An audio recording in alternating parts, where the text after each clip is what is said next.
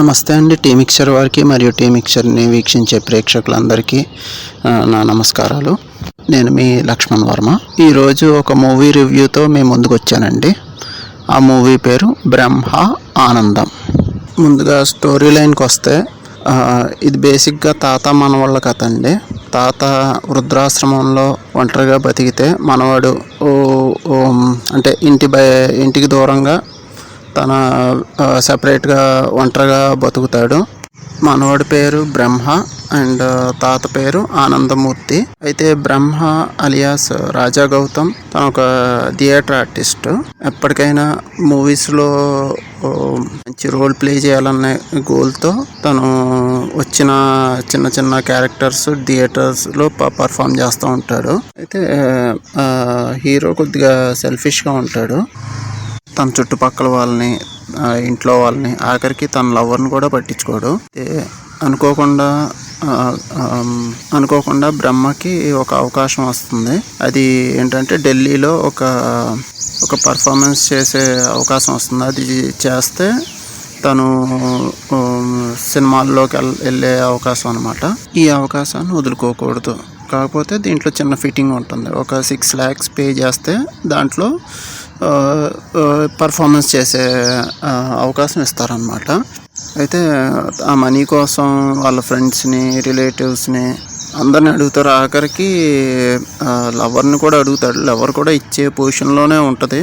కాకపోతే చిన్న ఇష్యూ వల్ల బ్రేకప్ అవుతుంది అనమాట. సో ఫైనల్లీ తన తాత తన దగ్గరికి వచ్చి, మనవాడి దగ్గరికి వచ్చి, నేను నీకు డబ్బులు ఇస్తాను, కాకపోతే కొన్ని కండిషన్స్ పెడతాడు. అవేంటి, సో తనకి ఫైనల్గా తన గోల్ రీచ్ అయ్యాడా అనేది మిగతా స్టోరీ.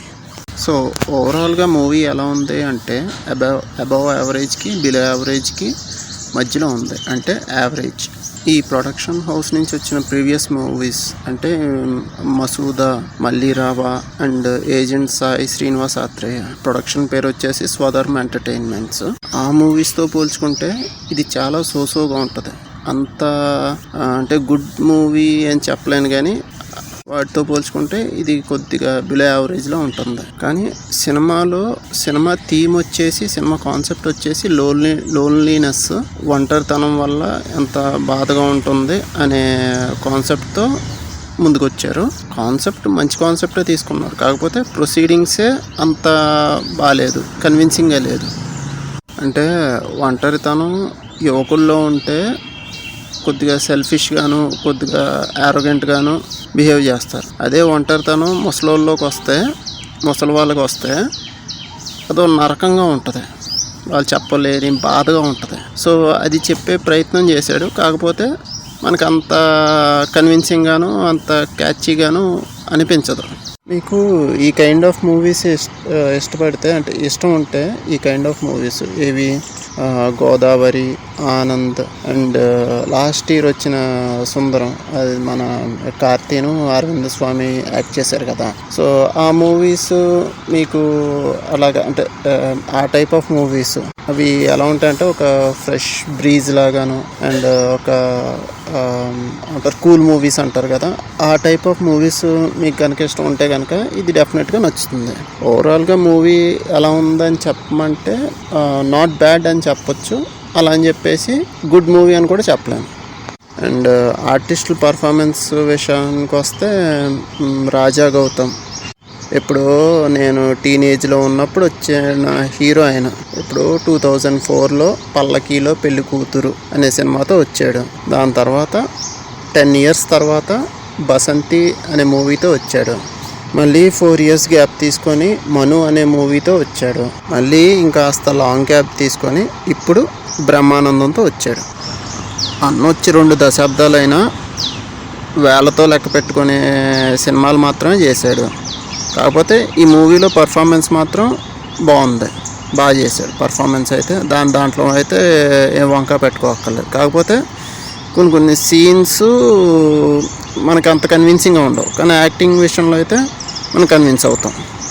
అండ్ బ్రహ్మానందం గారు అయితే యాజ్ యూజువల్ తన ఇచ్చిన రోల్ని ప్యాకాట్ అంటారు కదా, ఆడేశారు.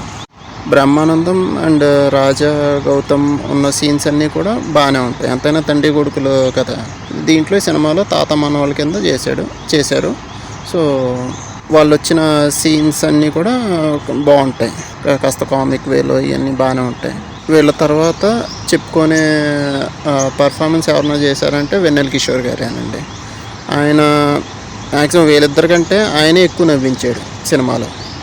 సీన్స్ డల్గా ఉన్న ప్రతిసారి వెన్నెల కిషోర్ గారు వచ్చి జై అని లేపుతారు. అండ్ హీరోయిన్ ప్రియా వడ్లమాని గారు ఆవిడ కూడా బాగా చేశారు. అండ్ తాళ్ళూరి రామేశ్వరి గారు ఆవిడ కూడా చాలా రోజుల తర్వాత స్క్రీన్ మీద కనపడి బాగా చేశారు. సెకండ్ హాఫ్లో తాళ్ళూరి రామేశ్వరి గారికి బ్రహ్మానందం గారికి ఒక మంచి ట్విస్ట్ ఉంటుందండి. అది థియేటర్లో చూస్తేనే మీరు సర్ప్రైజ్ అవుతారు. అండ్ రాజీవ్ కనకాల గారు, సంపత్ రాజ్ గారు అండ్ హీరో చెల్లిగా యాక్ట్ చేసిన ఆవిడ, రాజీవ్ కనకాల గారి కూతురుగా యాక్ట్ చేసిన ఆవిడ, వీళ్ళు కూడా బాగా చేశారు. సంపత్ రాజ్ గారి క్యారెక్టర్ కూడా బాగుంటుందండి. ఇది అటెన్షన్ గ్రాబింగ్ అంటారు కదా, అలాంటి రోలు మిర్చి తర్వాత మళ్ళీ ఈ మూవీలోనే సంపత్ రాజ్ గారి రోల్ బాగుంటుందండి. యాహూ ప్రభాకర్ అంటారు కదా, అదే ఈటీవీలో వస్తారు కదా, ఈటీవీ ప్రభాకర్, ఆయన కూడా డీసెంట్గానే చేశారు. డీసెంట్ రోలే వచ్చింది ఆయనకు కూడా. టెక్నికల్ డిపార్ట్మెంట్కి వస్తానండి, మ్యూజిక్ అంత నోటెడ్గా లేదు, కానీ కొద్దిగా బీజిఎమ్స్ అవి కొద్దిగా ఫ్రెష్గానే ఉన్నాయి. అండ్ డిఓపి అయితే బాగుందండి. మెయిన్లీ విలేజ్ లొకేషన్స్ ఇవి బాగా చూపించారు. అండ్ డైరెక్టర్ విషయానికి వస్తే ఆయన పేరు నిఖిల్ అంట, కొత్త డైరెక్టరు. మరి ఇంతకుముందు ఏం సినిమాలు తీశారో అది నాకు ఐడియా లేదు. కాకపోతే ఈ మూవీ ఎంచుకున్న పాయింట్ బాగున్న, ప్రాపర్ ప్రొసీడింగ్స్ లేక, ప్రాపర్ సీన్ ఎస్టాబ్లిష్మెంట్ లేక మనకంత కనెక్టివిటీ ఉండదు, కొద్దిగా బోర్ కొట్టేస్తుంది మూవీ. సో దాన్ని బట్టి కొద్దిగా అర్థం చేసుకోండి. కానీ ఓవరాల్గా అయితే మంచి వర్కే కనపడింది ఆ డైరెక్టర్ వ్యూలో. అండ్ ఫైనల్గా మూవీ గురించి చెప్పాలంటే వన్ టైం వాచబుల్ అండి. ఎలాంటి ఇది ఏమంటారు వల్గర్ సీన్స్ కానీ, బూత్ సీన్స్లు కానీ, ఏమంటారు బూతులు మాటలు కానీ ఇట్లాంటివి ఏం లేవు. ఫ్యామిలీతోనే వెళ్ళొచ్చు. యాక్చువల్ లాస్ట్ వీకే నేను తండేల్ మూవీ రివ్యూ ఇవ్వాల్సింది, కానీ కొన్ని అనివార్య కార్యాల వల్ల నాకు కుదరలేదు. సో ఆ మూవీ ఈ పాటికి అందరూ చూసేసి ఉంటారు. సో మీకు ఎలా ఉందో కమెంట్స్లో చెప్పండి. ఈ మూవీ ఎలా ఉందో కూడా కమెంట్స్లో మెన్షన్ చేయండి. నాకైతే తండేలు అంత అంత గొప్ప సినిమాలాగా అనిపించలేదు నాకు. ఈ వీక్లో రిలీజ్ అయిన చావా అయితే చాలా మంచి టాక్ వస్తుందండి. బాక్స్ ఆఫీస్ దగ్గర కూడా మంచి ఏమంటారు సంచలనం సృష్టిస్తుంది అంటారు కదా. సో అది నేను చూడలేదండి, నాకు అంతగా హిందీ నాకు అంతగా రాదు.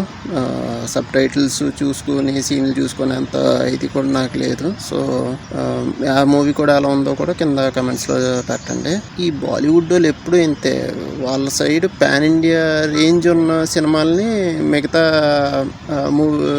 లాంగ్వేజెస్లో డబ్బింగ్ చేసి వదిలిపెట్టరు. మన వాళ్ళు చేసినంతగా వాళ్ళు అట్లా చేయరు. నాకు అక్కడే కాలేదు. And finally please like, share and subscribe tea mixture. ఈ అవకాశం ఇచ్చిన టీ మిక్స్చర్ గారికి నా ధన్యవాదాలు. నెక్స్ట్ టైం ఒక మంచి రివ్యూతోనో, ఒక పాయింట్ ఆఫ్ వ్యూతోనో నేను ముందుకు వస్తాను. Signing off, this is Laxman.